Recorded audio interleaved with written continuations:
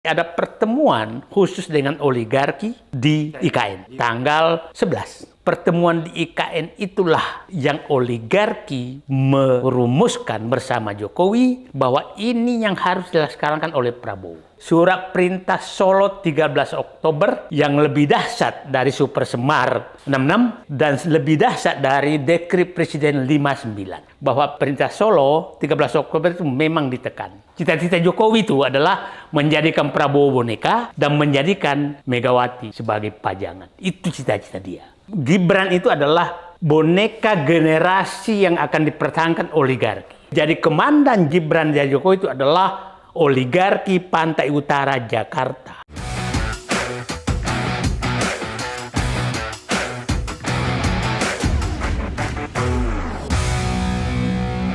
Selamat datang di channel Abraham Samad Speak Up. Seperti biasanya, hari ini saya menghadirkan narasumber yang luar biasa ini netizen ya. Ini sahabat kita semua.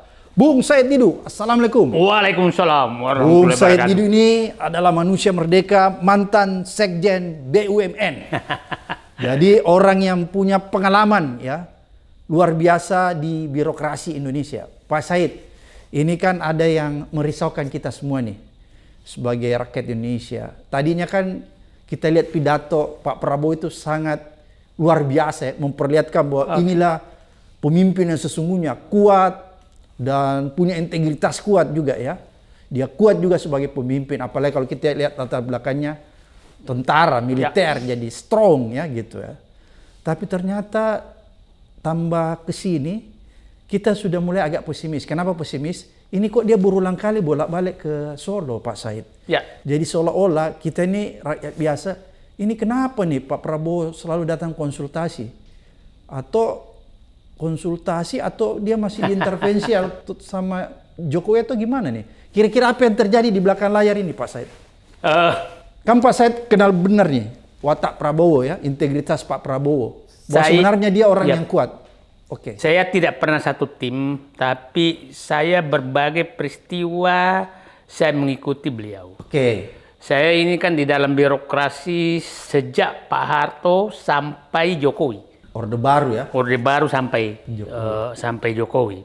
Nah, puncak peristiwa yang kita ini kan adalah 98. Supaya saya orang paham gimana Pak Prabowo sebenarnya. Nah, kemudian dia ke Yordan kan. Kemudian dia balik. Nah, balik saat itu saya ada bersentuhan tuh 2 kali pada saat saya jadi sesmen BUMN. Pada saat itu ini saya cerita supaya orang paham untuk menilai nasionalisme, integritas, patriotisme Pak Prabowo seperti apa sebenarnya. Nah, saat itu Nelu di Bank Mandiri datang ke saya. Pak, ini karena kredit macetnya Kiani Kertas tuh punya Bob Hasan. Bob Hasan itu sekitar 3 triliun lebih. Dan Nelu menyatakan, Pak ada yang mau beli. Saya tanya, siapa yang mau beli kredit macet ini? Dia bilang Prabowo. Saya bilang, ngapain Prabowo beli itu? Pak ini kan rugi. Setelah saya tanya, dia bilang, kalau dibeli asing, karena mau dilelang, kan BPPN mau lelang. Dibeli asing, maka bandaranya dan di perbatasan dan lain-lain akan dikuasai asing. Dan saya mau beli. Punya uang nggak? Punya. Prabowo bilang gitu ya? Punya, ya. Nah, karena ini masalah kaitan dengan banyak variabel, maka saya bilang udahlah sebaiknya di-handle Pak Wapres, Pak JK. Nah, akhirnya terjadi. Nah, berarti yang kedua, pada saat kertas kerap Aceh ini tempatnya dulu Jokowi bekerja, katanya. BUMN di Aceh. Katanya ya? Katanya. Belum pasti. Ya. Terus kebetulan hutannya itu dikuasai juga oleh Prabowo. Bersama perhutani. Nah, setelah saya nego, nggak apa-apa diambil. Maksud saya, Pak Prabowo ini nasionalisme patriotismenya ada. Itu yang pertama. Jadi nggak apa-apa dia kuasai ya? Nggak apa-apa diambil BUMN. Jadi maksudnya dia mau berkorban untuk negara. Bukan seperti oligarki Taipan? Bukan. Nah, yang kedua, saya baca bukunya Itu ada transformasi Indonesia, paradoks Indonesia itu 3 seri, saya paham betul. Nah, sebenarnya, nanti kita bahas kenapa Pak Prabowo berubah dari buku itu. Kan sebenarnya sederhana kok buku paradoks Indonesia itu. Hanya 4 sebenarnya hal.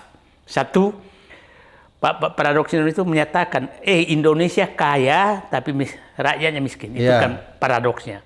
Yang kedua, dia pikirkan setelah pulang dari Yordan, dia menyatakan, saya harus merubah paradoks Indonesia ini, maka saya harus masuk politik agar bisa mengambil kebijakan.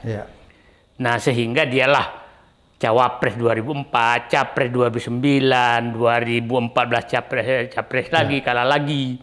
Nah, baru 2019 Capres lagi, baru Capres 2024 baru menang. Nah, kemudian yang kedua itu yang mau diselesaikan hanya 2 sebenarnya Pak Abraham. Satu, bahwa ekonomi yang dikuasai oligarki sekarang itu harus dikembalikan ke rakyat. Itu Pak Prabowo.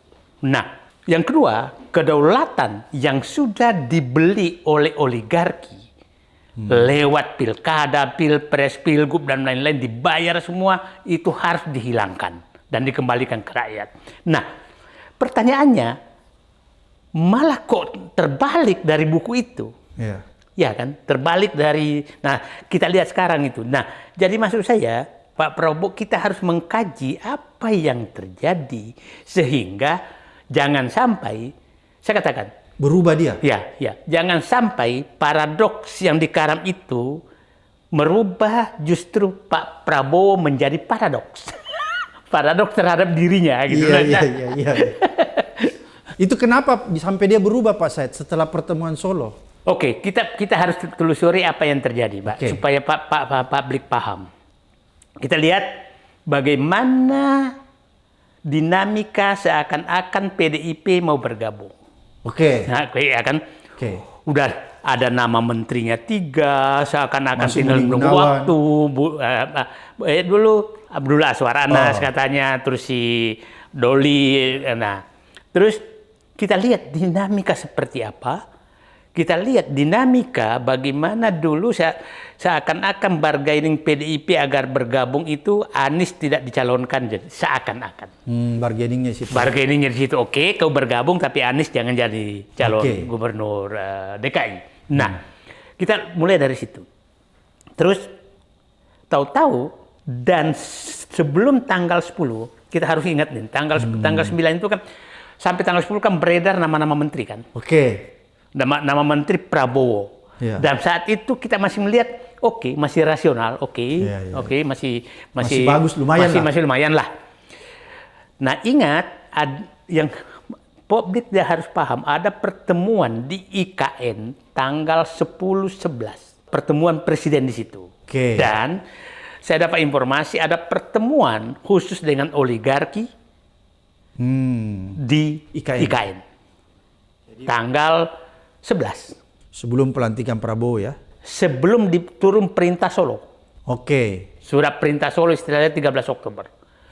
Nah, saya dapat informasi pertemuan di IKN itulah yang oligarki merumuskan bersama Jokowi bahwa ini yang harus dilaksanakan oleh Prabowo. Jadi hasil pertemuan IKN tanggal 11. Kebetulan yang cerita ke saya itu adalah orang yang hadir di IKN. Di IKN. Dia bocorkannya sama Pak Said ya? Nah, dia bocorkan saya, substansinya tidak semua. Nah, karena dia bocorkan ke saya, maka itulah keluar, istilah saya dulu tuh, surat perintah Solo 13 Oktober yang lebih dahsyat dari Super Semar 66 dan lebih dahsyat dari Dekret Presiden 59. Nah, 13 Oktober. Kita lihat 13 Oktober, pada saat itu dipanggil dan lihat Gibran sudah ada di sana. Di Solo itu ya? Ya. Jadi Prabowo datang ke Solo ya? Menghadap Gibran. menghadap mungkin keinginannya Gibran. Nah, jadi Gibran bersama bapaknya pada saat bersama bapaknya. Saya nggak tahu Ibu Iriana di mana, siapa tahu ada juga di situ, kita nggak tahu. Nah, jadi Prabowo dipanggil ya? Dipanggil. Nah, setelah dipanggil itu, mendadakkan semua. Iya. Nah ingat Pak, jagonya, siasatnya Jokowi untuk menekan Prabowo, kan dia mengumumkan, saya tidak akan hadir di pelantikan. Itu tekanan. Iya, waktu awal-awal. Awal-awal. Iya.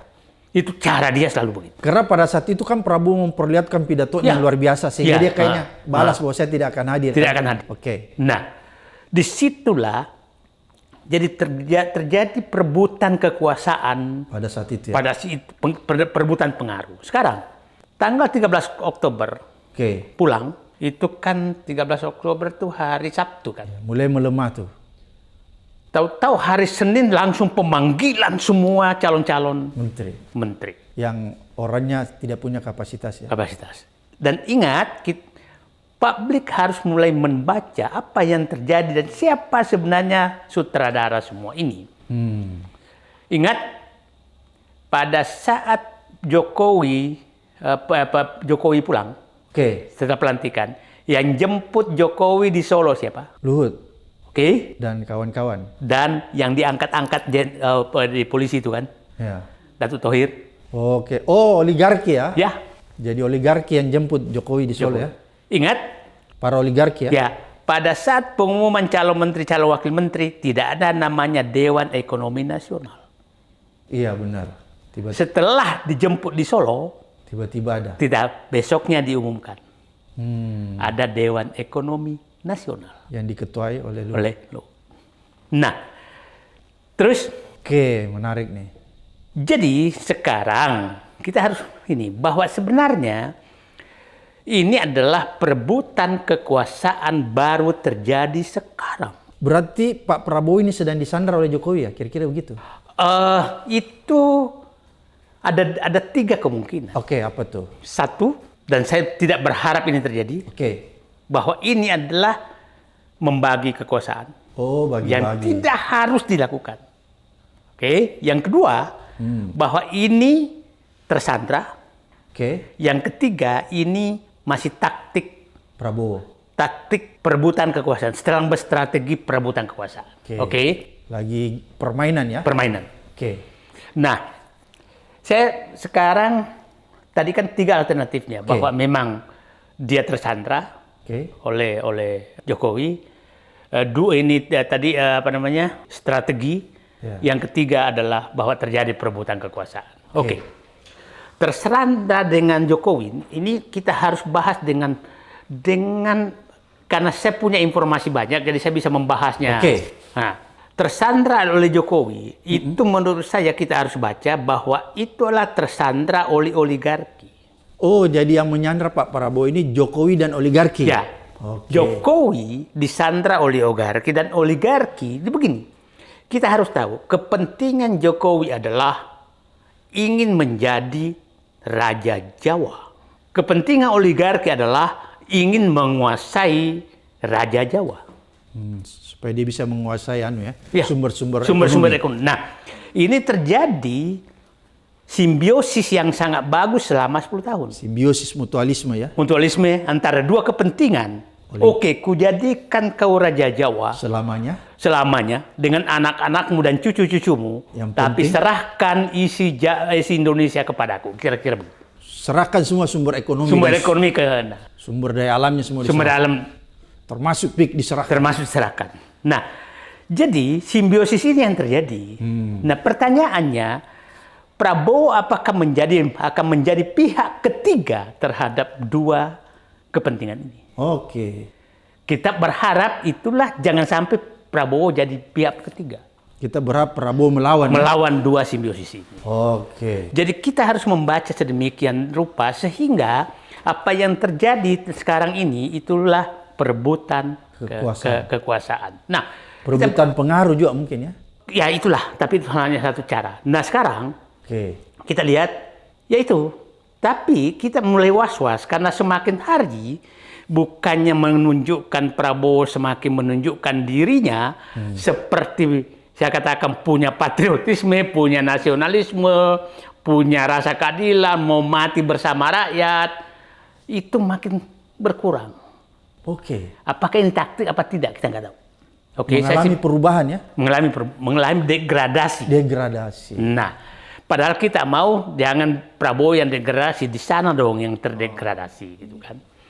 Nah sekarang kita lihat, saya bilang ini jadi persaingan sebenarnya.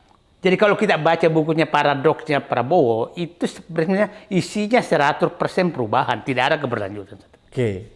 Tapi yang terjadi, Nah, keberlanjutan. Nah, sekarang kita lihat sekarang masuk tadi kan apakah tertekan?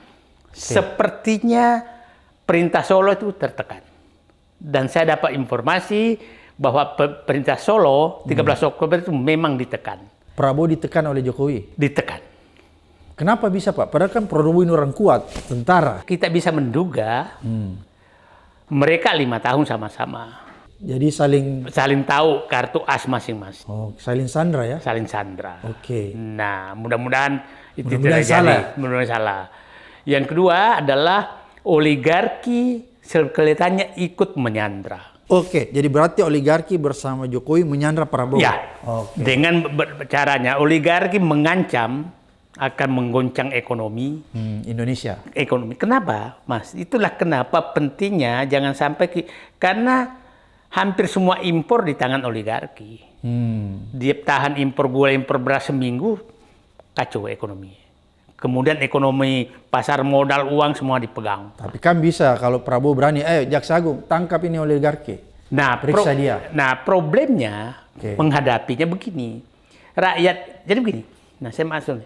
Kenapa sih orang bertanya, kenapa sih Jokowi bisa sukses kayak begini? Iya. Nah, Jokowi ini betul-betul memelihara rakyat yang mayoritas IQ-nya 70 dan miskin.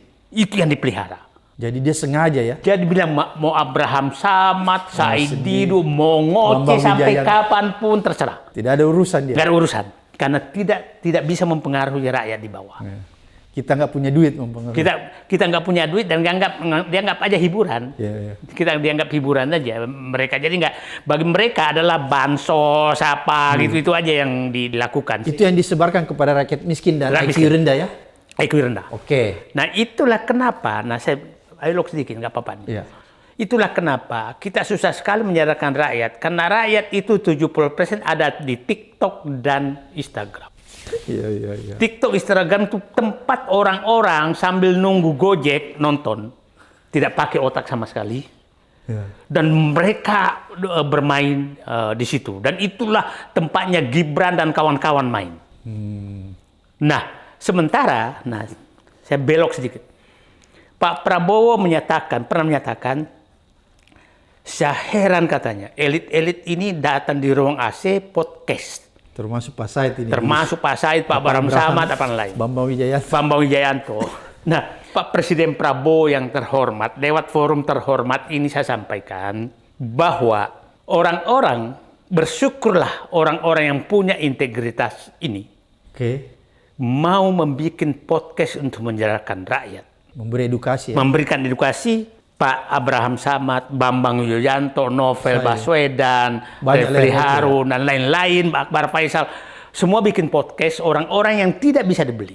Nah akhirnya pilar demokrasi masih ada. Karena apa? Mohon maaf, bapak-bapak sudah memenjarakan semua media online oleh Jokowi selama 10 tahun terakhir. Jadi media mainstream sudah dibungkam oleh Jokowi? Dibungkam dengan hukum dan iklan oleh oligarki. Oke. Jadi tidak berdaya? Tidak berdaya. Untung ada media sosial. Ada media sosial. Media sosial nggak bisa dikontrol karena orang ini bukan cari uang. Nah sekarang kebebasan pers nggak ada karena dibungkam. Coba aja masalah PSN PIK 2 nggak bisa terbuka di publik karena diancam oleh sponsornya, nggak bisa dikasih iklan apa. Jadi masalah PSN tidak pernah diberitakan di media mainstream. Silang diancam hukum, diancam macam-macam. Oke, kita masuk ke tadi. Yang lain. Nah sekarang Sandra itu apakah bisa lepas? Saya selalu membayangkan Pak Prabowo ini menghadapi 3 piring bubur panas. Bubur panas pertama oligarki. Bubur panas kedua politik. Bubur panas ketiga adalah Jokowi. Oligarki sama Jokowi. Oh, Jokowi bersatu sama oligarki. Nah, Jokowi mengendalikan nih. Bubur ketiga, bubur panas hukum. Jadi Jokowi yang kendalikan semua. Kendalikan semua. Oke. Nah, Apakah Prabowo berhasil memakan bubur panas ini tidak melepuh lidahnya? Maka kita harus membantu Prabowo menyiapkan sendok-sendok yang aman. Makanya kita save Prabowo. Save Prabowo. Itu yang kita harus lakukan. Kita lakukan. Nah, ini oligarki. Oligarki ini ancamannya macam-macam. Nah, apakah Pak Prabowo mau tunduk ke oligarki? Kita lihat begini. Sekarang orang melihat yang dibawa ke Cina kemarin, oligarki. Saya melihat ada perimbangan berubah, makanya saya diam dulu melihat. Oh, karena ada pengusaha-pengusaha pribumi. Bukan oligarki yang mengendalikan yang saya anggap ada di bawah bubur panas ini. Oke, paham. Karena begini, kita harus paham itu. Orang-orang di bawah itu orang-orang yang berbisnis di sektor real. Yang kemarin dibawa ya? Yang dibawa, bukan pengambil tanah rakyat. Oh, oke. Bukan pengambil hutan rakyat. Bukan pengembang ya? Bukan pengambil perkebunan. Dia orang-orang industrialis. Bagi saya, itu pengusaha seperti itu yang dibutuhkan Indonesia. Pengusaha benaran ya? Jadi orang kalau udah masuk industri, itu pasti pengusaha benar. Oke. Jadi, nah makanya kalau Bung Abraham saya dia melihat, karena saya lihat komposisi yang datang ini masih seimbang. Bukanlah perampok milik rakyat. Masih seimbang? Masih. Ya. Nah, kalau orang pengusaha sudah masuk industri, saya hormati. Oke. Ya kan? Tapi kalau hanya ngambil tanah rakyat, nah itu. Siapa tahu bubur panas ini sedang diolah. Bubur panas pertama. Diolah sama Pak Prabowo ya? Ya. Oke. Bubur panas kedua ini adalah politik. Bubur panas kedua ini politik ini kan hampir terjadi diambil alih semua Jokowi pada saat mau mengganti semua partai-partai kan, tapi gagal karena ada demo besar 22 Agustus. Darurat konstitusi. Darurat konstitusi. Kalau itu tidak terjadi, maka Jokowi akan menjadikan Prabowo boneka dan Megawati sebagai foto yang dipasang sama dia. Kan itu tidak terjadi. Cita-cita Jokowi itu adalah menjadikan Prabowo boneka dan menjadikan Megawati sebagai pajangan. Itu cita-cita dia. Kejam banget ya? Ya. Nah, bubur ketiga adalah hukum. Bubur ketiga ini kita lihat bagaimana Pak Prabowo, Pak Bram Samad pernah ketua KPK, dan dulu mandiri aja dikriminalisasi, apalagi sekarang dibawa presiden, ya kan? Nah, dan orang-orang Jokowi masih ada di KPK. Kita lihat Pak Bram Samad waktu kita selesai membahas KPK, pada saat kita Pak Bram Samad ngomong tentang Gibran, langsung go from besoknya konferensi pers bahwa tidak ada pelanggaran. Jadi bisa dibaca ya? Bisa dibaca. Nah, artinya Pak Prabowo belum menguasai betul-betul aparat hukum. Lihat kasus Tom Lembong, partainya Prabowo menyatakan hati-hati nih. Artinya di sana juga masih dipegang oleh piring ketiga ini. Berarti aparat penegak hukum masih dikendalikan oleh Jokowi semua ya? Kejaksaan. Masih dikendalikan oleh itu. Nah, mudah-mudahan, saya nggak tahu polisi mudah-mudahan mulai. Jadi istilah saya gini, sekarang Pak Prabowo sedang makan bubur panas, 3 bubur panas yang dia sedang makan. Kita harus bersedia jadi sendok beliau yang tidak akan panas, tidak melepuhkan lidahnya apabila sedang makan bubur panas itu. Berarti rakyat ini harus mendukung Prabowo untuk keluar dari jebakan Jokowi ya? Kalau Prabowo memang bisa kembali ke diri aslinya. Oke, menarik Pak Said. Saya mau tanya nih Pak Said. Kenapa Pak Prabowo begitu tidak percaya diri menghadapi Jokowi? Padahal kan Jokowi ini sudah tidak ada apa-apanya. Dia udah berhenti jadi presiden. Dia tidak punya partai besar di DPR.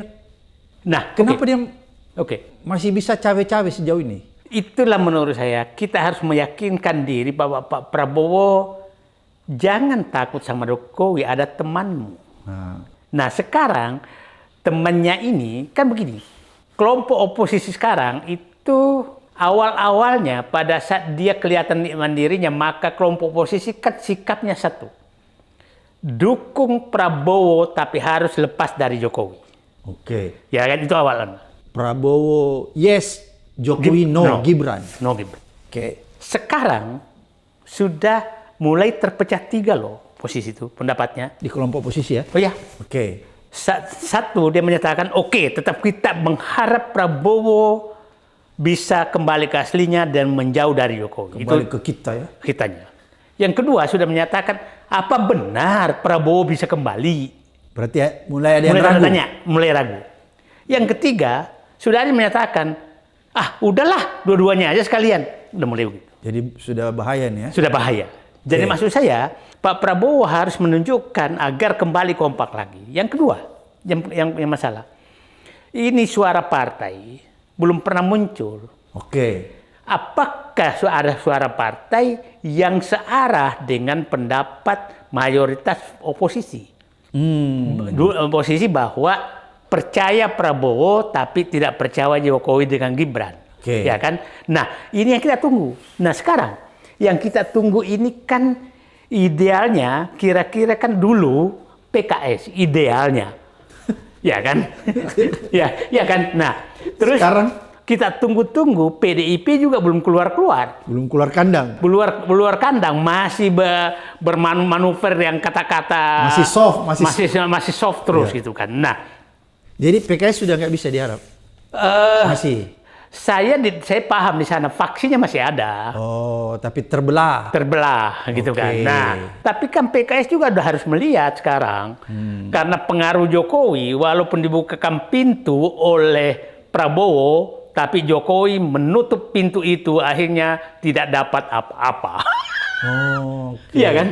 Jadi Jokowi tidak menghendaki PKS. Menghendaki PKS. Jadi, tidak menghendaki PKS, tidak menghendaki PDIP. Karena saya dapat info bahwa sebenarnya yang bikin pusing Pak Prabowo itu karena tolakan Jokowi terhadap PDIP dalam hal ini Megawati. Pokoknya itu betul-betul persaingan. Nah, saya sih berharap Megawati itu petarung. Oke. Dan saya belum lihat tajinya keluar terhadap Jokowi. Masih setengah-setengah ya? Setengah-setengah. Tajinya sangat kencang dulu, bayangkan pada saat Pak Harto. Ya kan? Nah, tapi ini kok belum keluar gitu. Kira-kira kenapa Pak Said?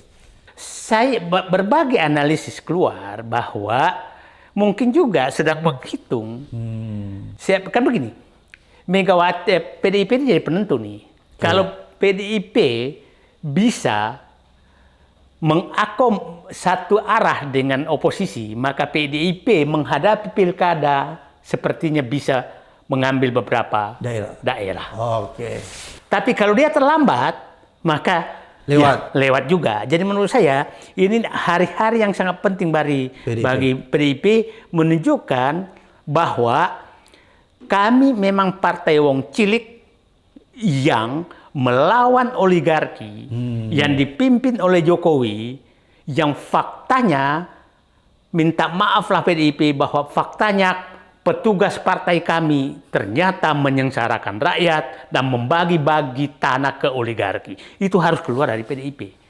Nah, pada saat itu Prabowo mungkin melihat kalau PDIP sudah menyatu dengan oposisi, dengan Prabowo dan oposisi. Dari oposisi mungkin Prabowo ini memang Jokowi ini memang harus disingkirkan untuk menyelamatkan bangsa ini. Nah, jadi ini jangan terlalu ini saling menunggu bola gitu. Kenapa sih kan begini, PDIP itu pemenang pemilu.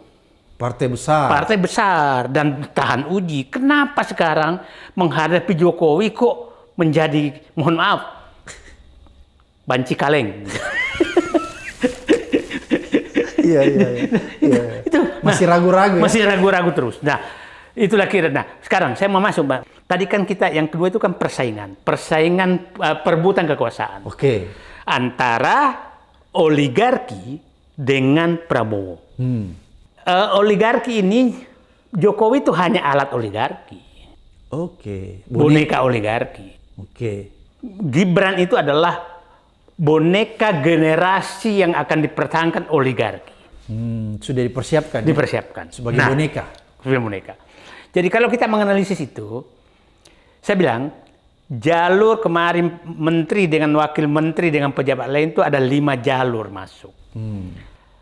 Birokrat, profesional, politisi, kemudian jalur oligarki sendiri, kemudian jalur dinasti yang langsung Jokowi, dan jalur juru pemaki-maki. Oke, oke, oke. Ini tukang maki aja. Ya, oke, itu yang masuk ya. Ini masuk. Nah, 3 jalur ini jalurnya Gibran. oligarki, Gibran. Jadi yang terjadi sekarang adalah perebutan kekuasaan antara Merdeka Utara dengan Merdeka Selatan.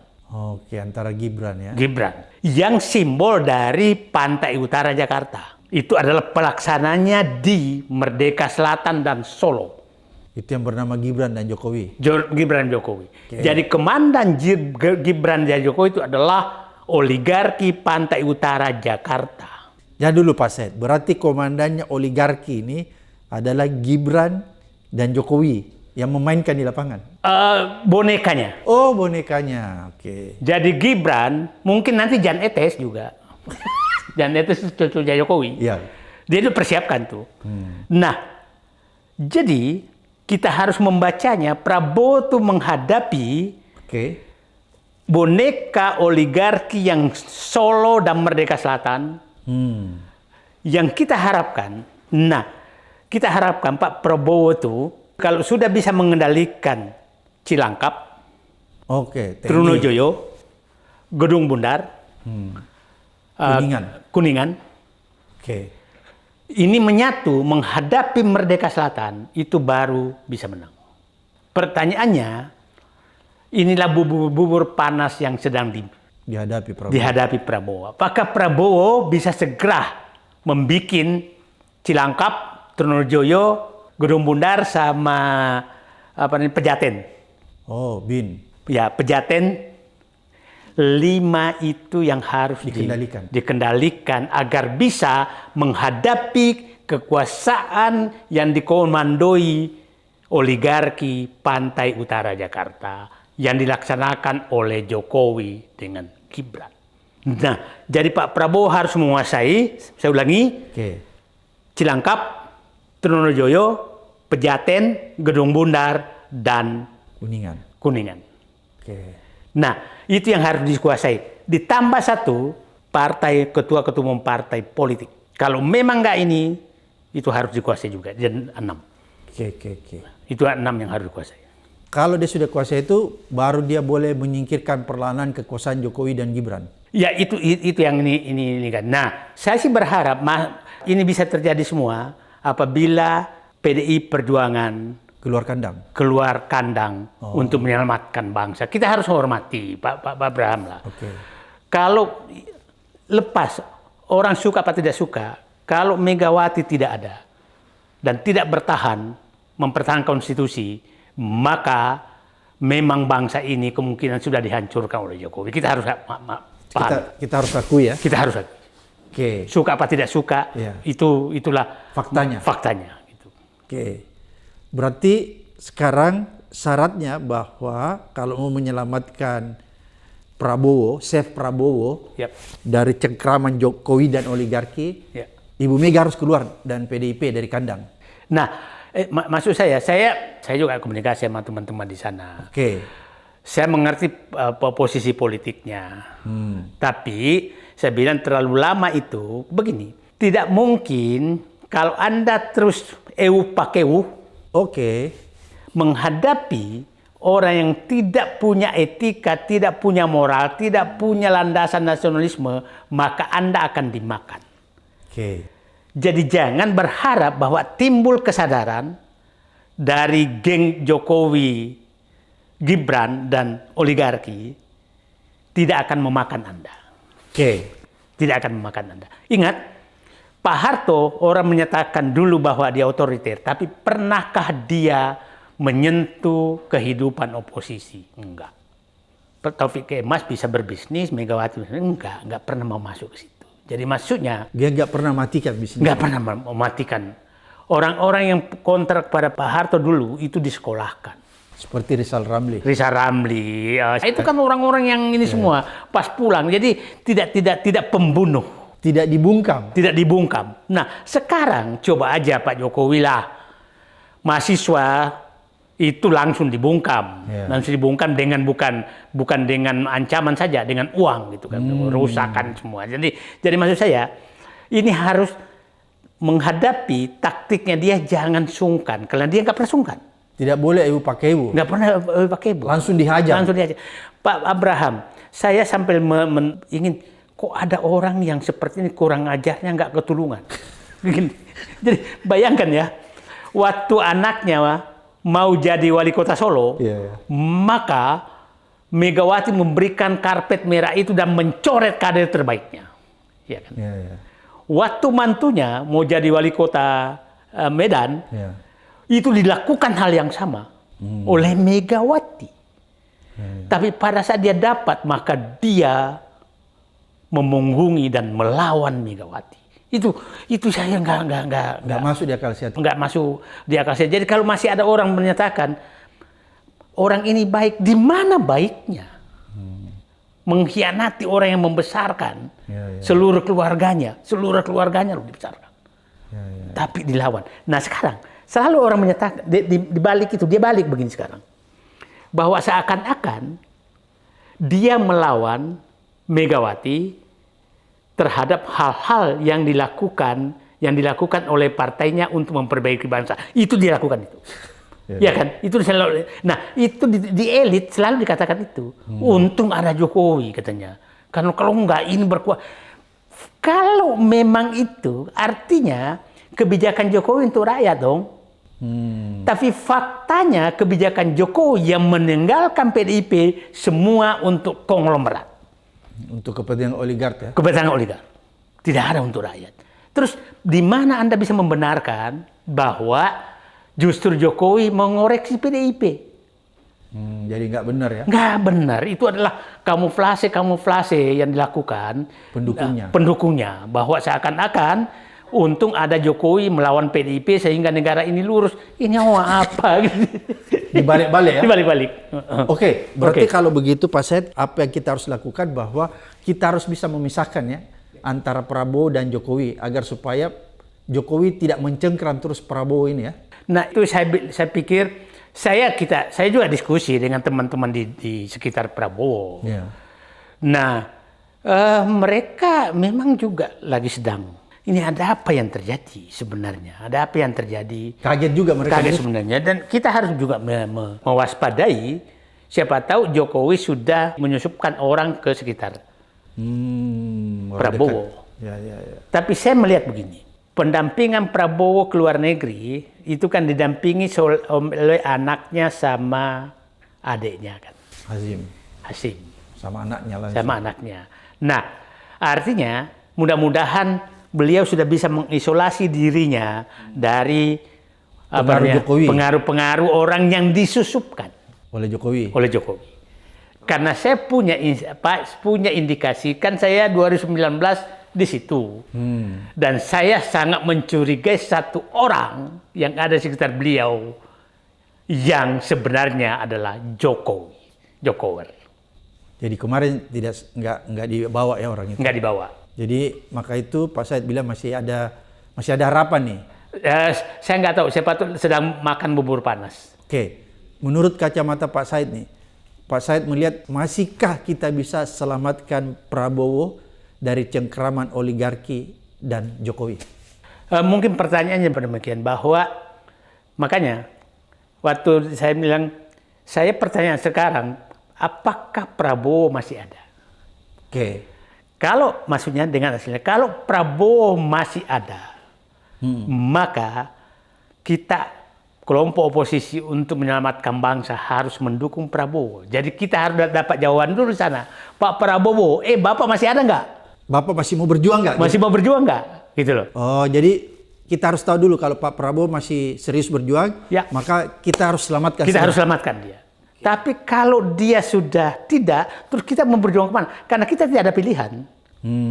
Prabowo harus diselamatkan. Jadi menurut saya begini, sekarang yang kita harus lakukan, tahap pertama adalah menyadarkan Pak Prabowo, negara ini hanya bisa selamat apabila Bapak kembali ke diri Bapak yang asli. Ke jati diri ya? Ke jati diri Bapak yang asli. Ke kitahnya? Ke hitahnya. Dan bebas dari Jokowi. Kalau tanda-tanda itu mulai kelihatan, maka kami harus kompak semua untuk berada di belakang Prabowo untuk menyelamatkan bangsa ini. Selamatkan ya? Selamat bangsa ini. Nah, sekarang banyak sekali diskusi Sampai kapan kita kasih waktu? Ya, sampai kapan tuh pertanyaan? Nah, ini berbagai analisis muncul bahwa bubur panas pertama oligarki itu sebenarnya mungkin bisa 3 bulan selesai. Oke. Bubur panas kedua yang tentang politik itu 3 bulan juga. Berarti 6 bulan. Enggak, 3 bulan bersamaan. Oh, bersama 3 bulan. Nah, yang sangat menentukan bubur oligarki terhadap hukum ini berapa bulan. Nah, tapi saya bilang begini, kalau politiknya kuat dan PDIP keluar, maka 3 bubur panas ini 3 bulan selesai. Jadi kalau PDIP keluar kandang, Betul. maka Pak Prabowo bisa keluar dari pengaruh Jokowi ya? Ya. Dan oligarki. Oligarki. Karena begini, tidak mungkin loh. Sekarang kan orang bertanya begini, antara PDIP ini yang disandra siapa sebenarnya? Apakah Jokowi juga menyandra PDIP sehingga nggak berani? Itu kan juga timbul pertanyaan. Iya.